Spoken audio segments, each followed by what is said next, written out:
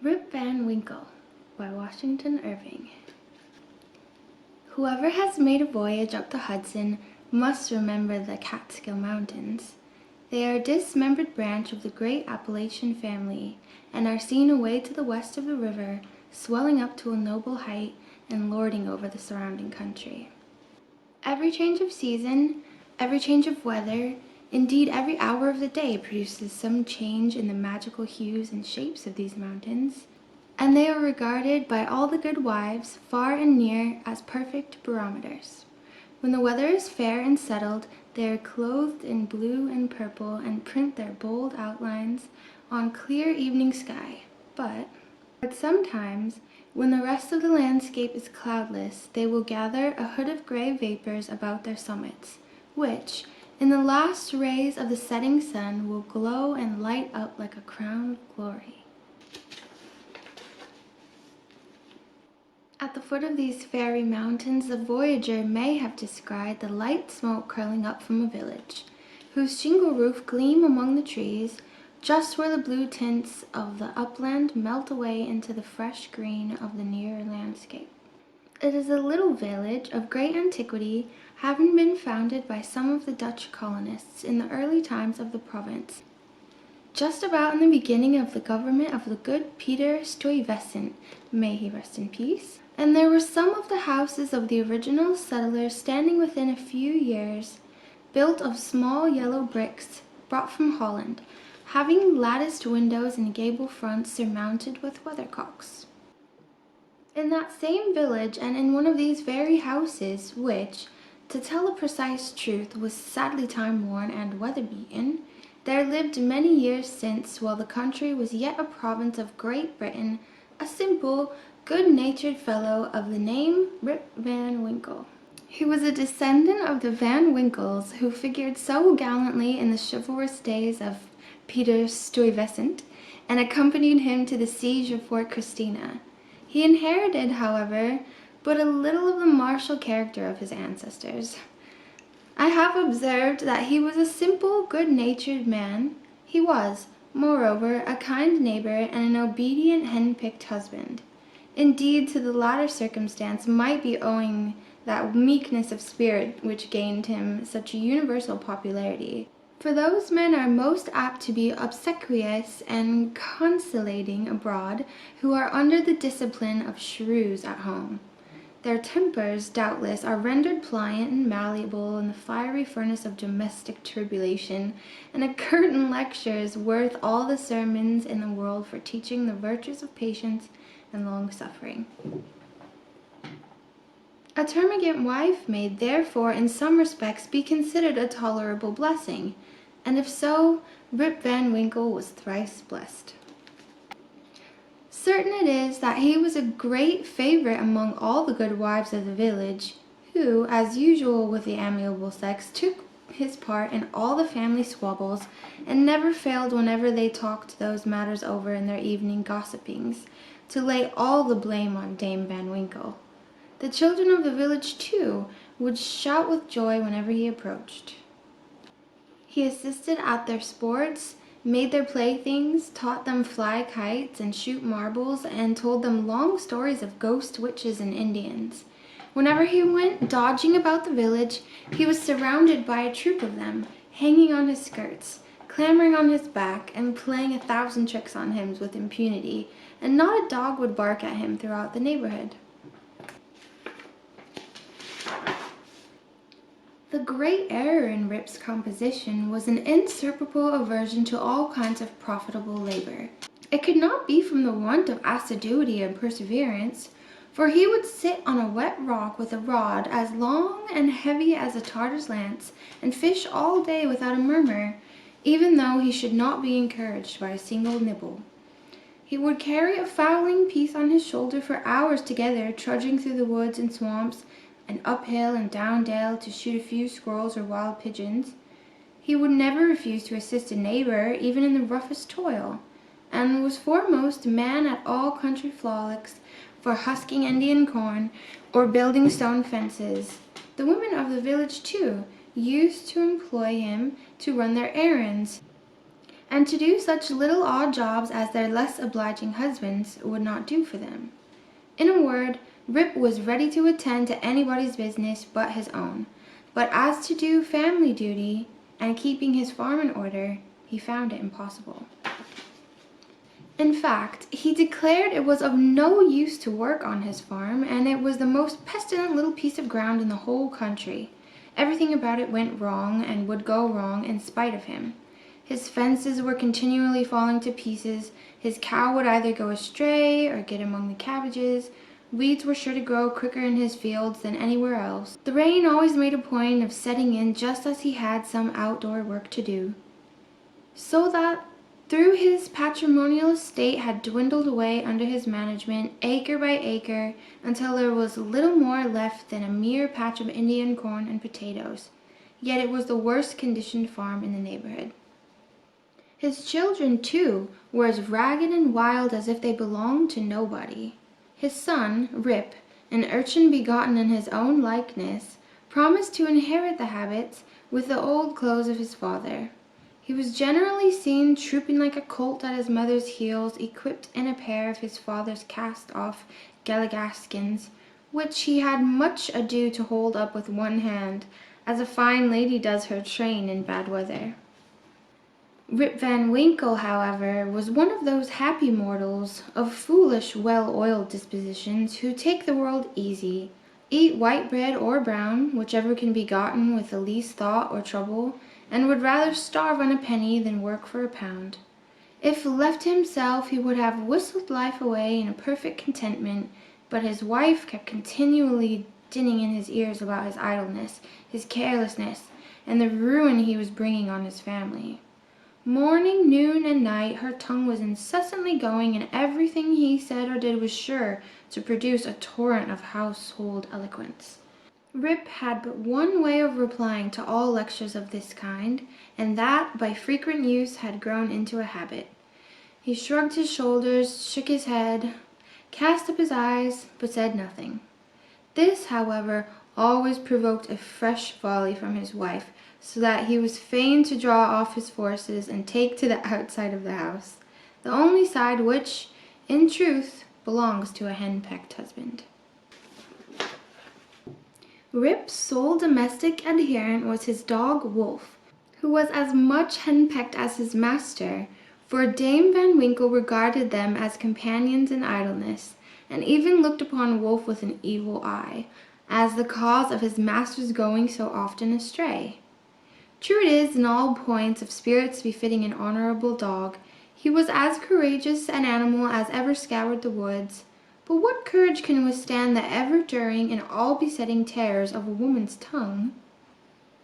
The moment Wolf entered the house, his crest fell, his tail drooped to the ground or curled between his legs. He sneaked about with a gallow air, casting many a sidelong glance at Dame Van Winkle, and at the least flourish of a broomstick or ladle he would fly to the door with yelping precipitation. Times grew worse and worse with Rip Van Winkle as years of matrimony rolled on. A tart temper never mellows with age, and a sharp tongue is the only edged tool that grows keener with constant use. For a long while he used to console himself, when driven from home, by frequenting a kind of perpetual club of the sages, philosophers, and other idle personages of the village, which held its sessions on a bench before a small inn, designated by a rubicund portrait of His Majesty George III. Here they used to sit in the shade through a long, lazy summer's day, talking listlessly over village gossip, or telling endless sleepy stories about nothing. But it would have been worthy any statesman money to have heard the profound discussions that sometimes took place when by chance an old newspaper fell into their hands from some passing traveler. How solemnly they would listen to the contents as drawled out by Derrick Van Bummel, the schoolmaster, a dapper, learned little man who was not to be daunted by the most gigantic word in the dictionary, and how sagely they would deliberate upon public events some months after they had taken place. The opinions of this gentoo were completely controlled by Nicholas Vedder, a patriarch of the village, a landlord of the inn, at the door of which he took his seat from morning till night, just moving sufficiently to avoid the sun and keep in the shade of a large tree, so that the neighbors could tell the hours by his movements as accurately as a sundial. It is true, he was rarely heard to speak, but smoked his pipe incessantly. His adherents, however, for every great man has his adherents, perfectly understood him and knew how to gather his opinions. When anything that was read or related displeased him, he was observed to smoke his pipe vehemently, and to send forth short, frequent, angry puffs.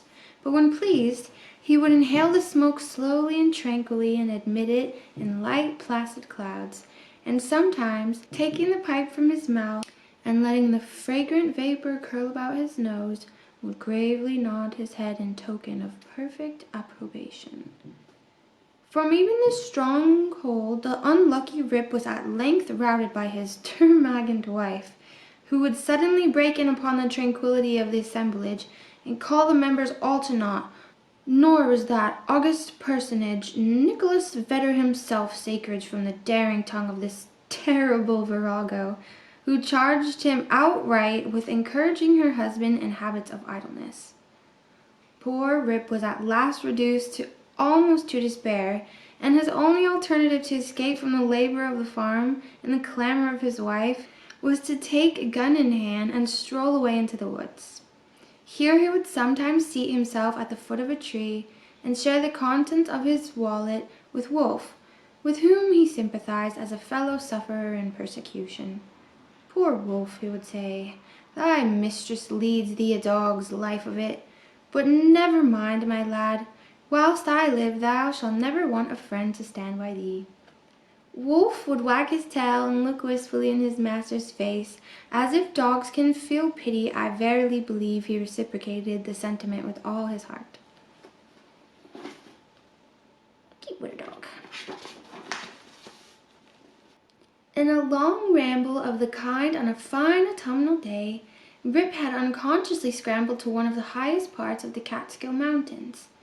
He was after his favorite sport of squirrel shooting, and the still solitudes had echoed and re-echoed with the reports of his gun. Panting and fatigued, he threw himself, late in the afternoon, on a green knoll covered with mountain herbage that crowned the brow of a precipice. From an opening between the trees he could overlook all the lower country for many a mile of rich woodland. He saw at a distance the lordly Hudson, far, far below him, moving on its silent but majestic course, with the reflection of a purple cloud, or the sail of a lagging bark here and there sleeping on its glassy bosom, and at last losing itself in the blue highlands. On the other side he looked down into a deep mountain glen, wild, lonely, and shagged, the bottom filled with fragments from the impending cliffs, and scarcely lighted by the reflected rays of the setting sun. For some time Rip lay musing on this scene. Evening was gradually advancing. The mountains began to throw their long blue shadows over the valleys. He saw that it would be dark long before he could reach the village, and he heaved a heavy sigh when he thought of encountering the terrors of Dame Van Winkle. As soon as he was about to descend, he heard a voice from a distance hollowing, "Rip Van Winkle! Rip Van Winkle!" He looked around, but could see nothing but a crow, winging its solitary flight across the mountain. He thought his fancy must have deceived him, and turned again to descend, when he heard the same cry ring through the still evening air, "Rip Van Winkle! Rip Van Winkle!" At the same time Wolf bristled up his back, giving a low growl, skulked to his master's side, looking fearfully down the glen. Rip now felt a vague apprehension stealing over him. He looked anxiously in the same direction and perceived a strange figure slowly toiling up the rocks, and bending under the weight of something he carried on his back. He was surprised to see any human being in this lonely and unfrequented place, but supposing it to be some one of the neighborhood in need of assistance, he hastened down to yield it. His dress was of the antique Dutch fashion, a cloth jerkin strapped round the waist, several pairs of breeches, the outer one of ample volume, decorated with rows of buttons down the sides and bunches at the knees. He bore on his shoulder a stout keg that seemed full of liquor, and made signs for Rip to approach and assist him with the load. Though rather shy and distrustful of this new acquaintance, Rip complied with his usual alacrity, and mutually relieving one another, they clambered up a narrow gully, apparently the dry bed of a mountain torrent. As they ascended, Rip every now and then heard long rolling peals, like distant thunder, that seemed to issue out of a deep ravine, or rather cleft, between lofty rocks, toward which their rugged path conducted. He paused for an instant, but supposing it to be the muttering of one of those transient thunder showers which often take place in the mountain heights, he proceeded. Passing through the ravine, they came to a hollow, like a small amphitheater, surrounded by perpendicular precipices, over the brinks of which impending trees shot their branches, so that you only caught glimpses of the azure sky and the bright evening cloud. During the whole time, Rip and his companion had labored on in silence, for though the former marveled greatly at what could be the object of carrying a keg of liquor up this wild mountain, yet there was something strange and incomprehensible about the unknown that inspired awe and checked familiarity. On entering the amphitheater, new objects of wonder presented themselves. On a level spot in the center was a company of odd-looking personages playing at ninepins. They were dressed in quaint, outlandish fashion. Some wore short doublets, others jerkins, with long knives in their belts, and most of them had enormous breeches, of similar style with that of the guides. Their visages, too, were peculiar. One had a large head, broad face, and small piggish eyes. The face of another seemed to consist entirely of a nose, and was surmounted by a white sugar-loaf hat, set off with a little red cock's tail. They all had beards of various shapes and colors. There was one who seemed to be the commander. He was a stout old gentleman with a weather-beaten countenance. He wore a lace doublet, broad belt and hanger, high-crowned hat and feather, red stockings, and high-heeled shoes, with roses in them. The whole group reminded Rip of the figures in an old Flemish painting, in the parlor of Dominie van Schaik's, the village parson, and which had been brought over from Holland at the time of settlement. What seemed particularly odd to Rip was that, though these folks were evidently amusing themselves, they maintained the gravest face, the most mysterious silence, and were, withal, the most melancholy party of pleasure he had ever witnessed. Nothing interrupted the stillness of the scene but the noise of the balls which, whenever they rolled, echoed along the mountains like rumbling pearls of thunder. As Rip and his companion approached them, they suddenly desisted from their play and stared at him with such fixed, statue-like gaze, and such strange, uncouth, lack-lustre countenances, that his heart turned within him, and his knees smote together. His companion now emptied the contents of the keg into large flagons, and made signs to him to wait upon the company. He obeyed with fear and trembling. They quaffed the liquor in profound silence, and then returned to their game. By degrees, Rip's awe and apprehension subsided.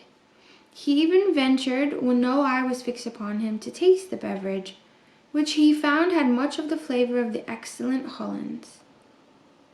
He was naturally a thirsty soul, and was soon tempted to repeat the draught. One taste provoked another, and he reiterated his visits to the flagon so often that at length his senses were overpowered. His eyes swam in his head gradually declined, and he fell into a deep sleep. On waking, he found himself on the green knoll whence he had first seen the old man of the glen. He rubbed his eyes. It was a bright sunny morning. The birds were hopping and twittering among the bushes, and the eagle was wheeling aloft and breasting the pure mountain breeze.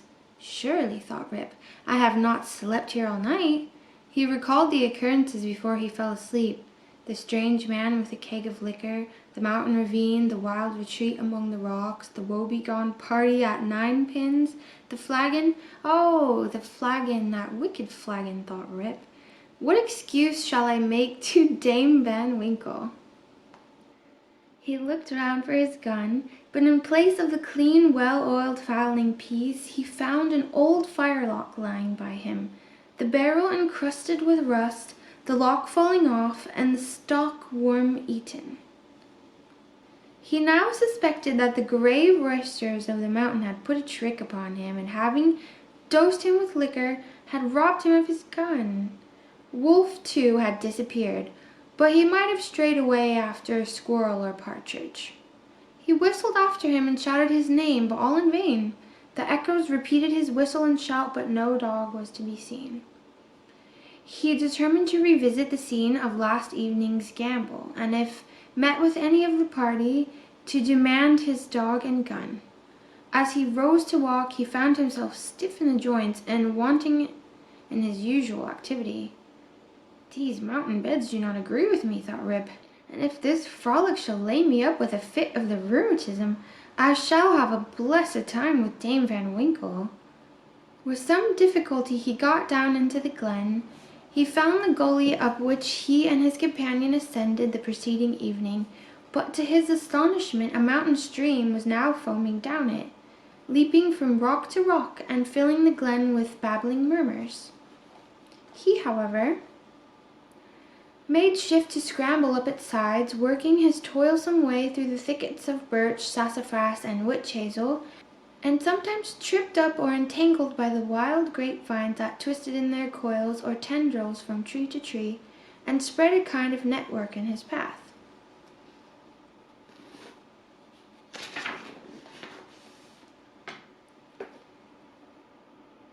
At length he reached to where the ravine had opened through the cliffs to the amphitheater, but no traces of such opening remained. The rocks presented a high impenetrable wall over which the torrent came tumbling in a sheet of feathery foam and fell into a broad, deep basin, black from the shadows of the surrounding forest. Here, then, poor Rip was brought to a stand. He again called and whistled after his dog. He was only answered by the cawing of a flock of idle crows, sporting high into the air about a dry tree that overhung a sunny precipice, and who, secure in their elevation, seemed to look down and scoff at the poor man's perplexities. What was to be done? The morning was passing away, and Rip felt famished for want of his breakfast. He grieved to give up his dog and gun. He dreaded to meet his wife, but it would not do to starve among the mountains. He shook his head, shouldered the rusty firelock, and, with a heart full of trouble and anxiety, turned his steps homeward. As he approached the village he met a number of people, but none whom he knew, which somewhat surprised him, for he had thought himself acquainted with everyone in the country round. Their dress, too, was of a different fashion from that to which he was accustomed. They all stared at him with equal remarks of surprise, and whenever they cast their eyes upon him invariably stroked their chins. The constant recurrence of this gesture induced Rip involuntarily to do the same, when to his astonishment he found his beard had grown a foot long. He had now entered the skirts of the village. A troop of strange children ran at his heels, hooting after him and pointing at his gray beard. The dogs, too, not one of which he recognized for an old acquaintance, barked at him as he passed. The very village was altered. It was larger and more populous. There were rows of houses which he had never seen before, and those which had been his familiar haunts had disappeared. Strange names were over doors, strange faces at the windows. Everything was strange. His mind now misgave him. He began to doubt whether both he and the world around him were not bewitched.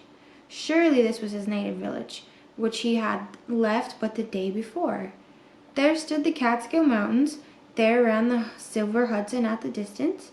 There was every hill and dale precisely as it had always been. Rip was sorely perplexed.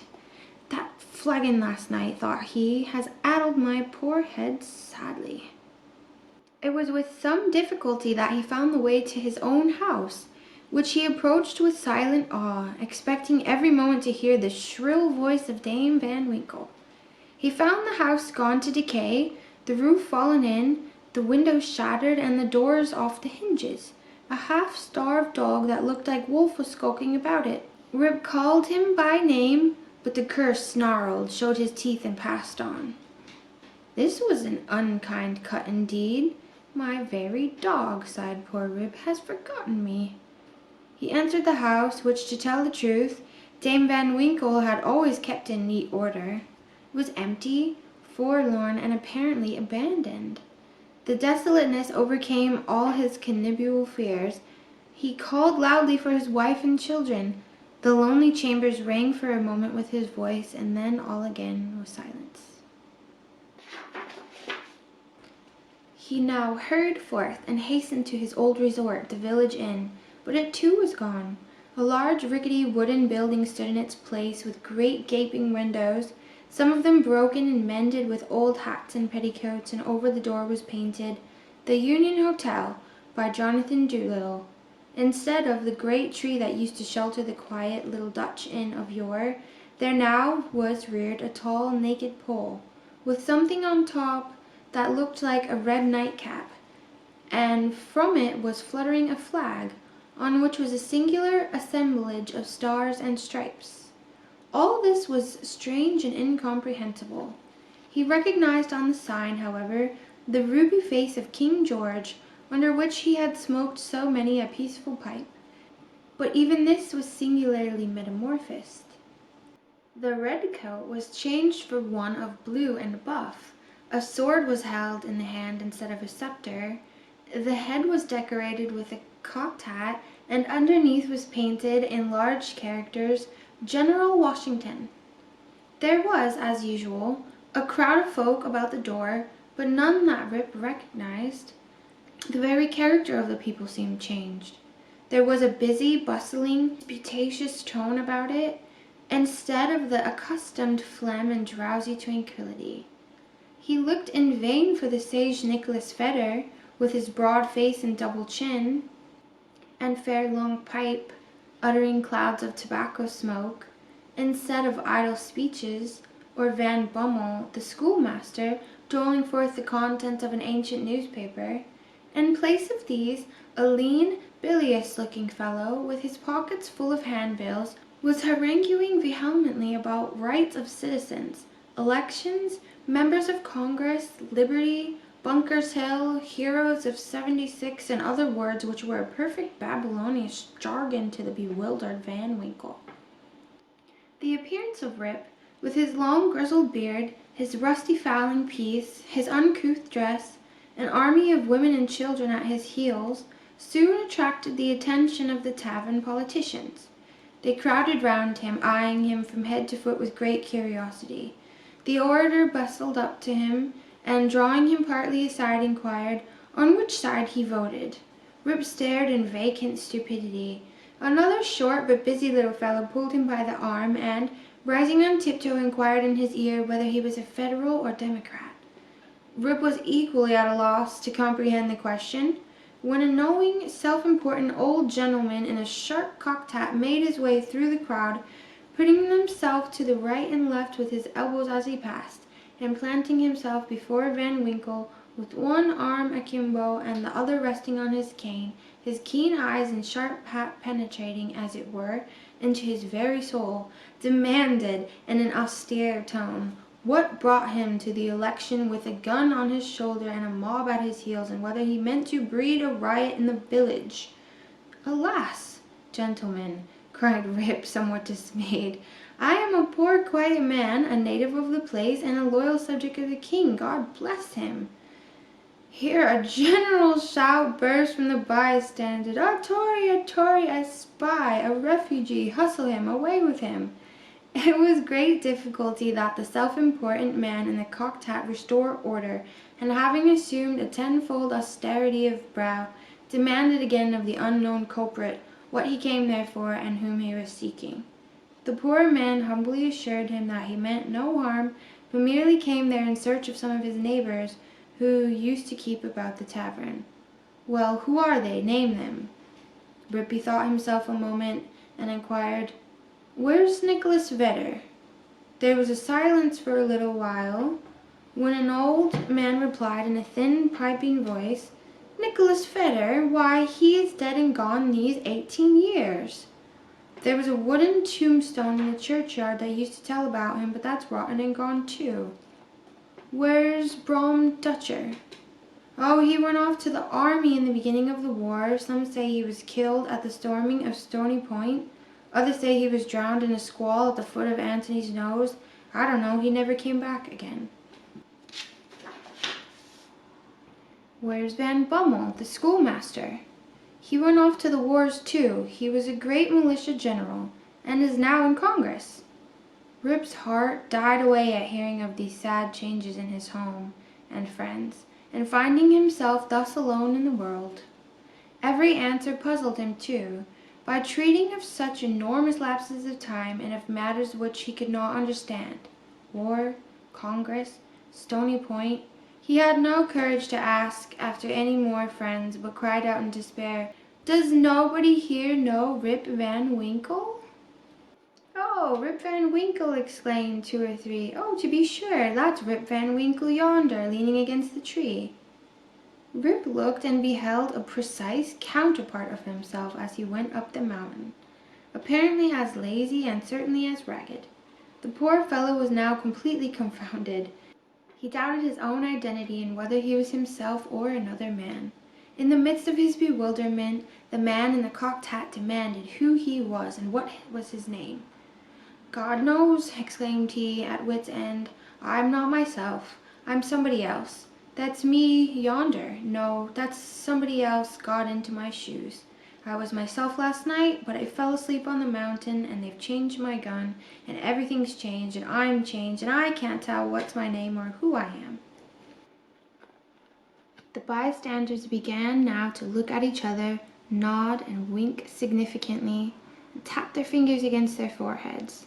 There was a whisper, also, about securing the gun and keeping the old fellow from doing mischief, at the very suggestion of which the self-important man in the cocked hat retired with some precipitation. At this critical moment a fresh, comely woman pressed through the throng to get a peep at the grey-bearded man. She had a chubby child in her arms, which, frightened at his looks, began to cry. "Hush, Rip," cried she. "Hush, you little fool. The old man won't hurt you." The name of the child, the air of the mother, the tone of her voice, all awakened a train of recollections in his mind. "What is your name, my good woman?" asked he. "Judith Gardenier."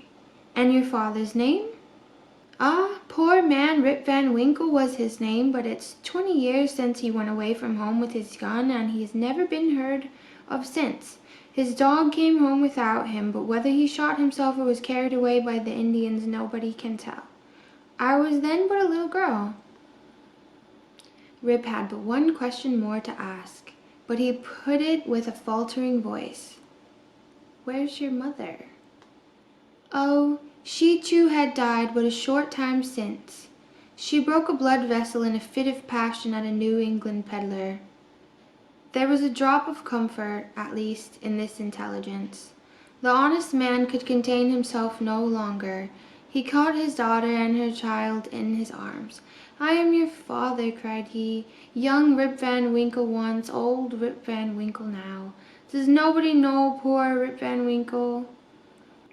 All stood amazed until an old woman, tottering out from among the crowd, put her hand to her brow, peering under it in his face for a moment, exclaimed, "Sure enough, it is Rip Van Winkle. It is himself. Welcome home again, old neighbor. Why, where have you been these 20 long years?"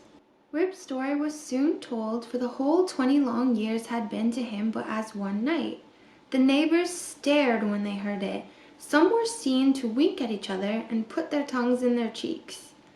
And the self-important man in the cocked hat who, when the alarm was over, had returned to the field, screwed down the corners of his mouth and shook his head, upon which there was a general shaking of the head throughout the assemblage.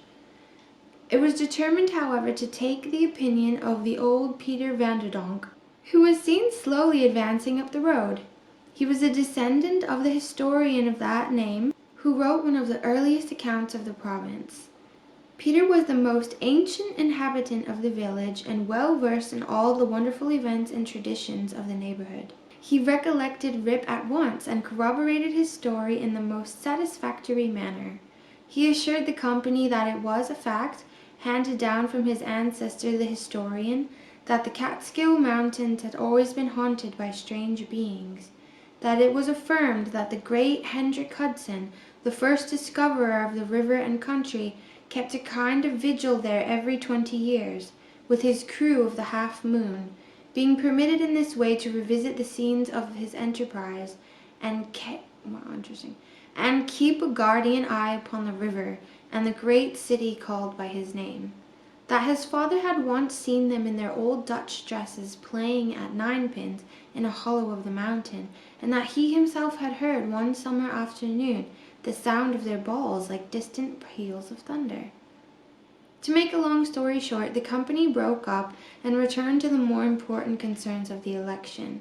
Rip's daughter took him home to live with her. She had a snug, well-furnished house and a stout, cheery farmer for a husband, whom Rip recollected for one of the urchins that used to climb upon his back. As to Rip's son and heir, who was the ditto of himself, seen leaning against the tree, he was employed to work on the farm, but evinced a hereditary disposition to attend to anything but his business. Rip now resumed his old walks and habits. He soon found many of his former cronies, though all rather the worse for the wear of tear and time, and preferred making friends among the rising generation, with whom he soon grew into great favor.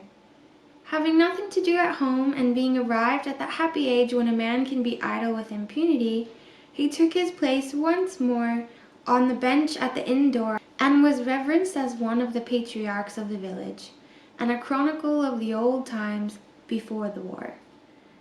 It was some time before he could get into the regular track of gossip, or could be made to comprehend the strange events that had taken place during his torpor. How that there had been a revolutionary war, that the country had thrown off the yoke of old England, and that instead of being a subject to His Majesty George III, he was now a free citizen of the United States. Rip, in fact, was no politician. The changes of states and empires made but little impression on him, but there was one species of despotism under which he had long groaned, and that was petticoat government. Happily that was at an end. He had got his neck out of the yoke of matrimony, and could go on whenever he pleased without dreading the tyranny of Dame Van Winkle. Whenever her name was mentioned, however, he shook his head, shrugged his shoulders, cast up his eyes, which might pass for either an expression of resignation to his fate or a joy of his deliverance. He used to tell his story to every stranger that arrived at Mr. Doolittle's hotel. He was observed at first to vary on some points every time he told it, which was, doubtless, owing to his having so recently awaked.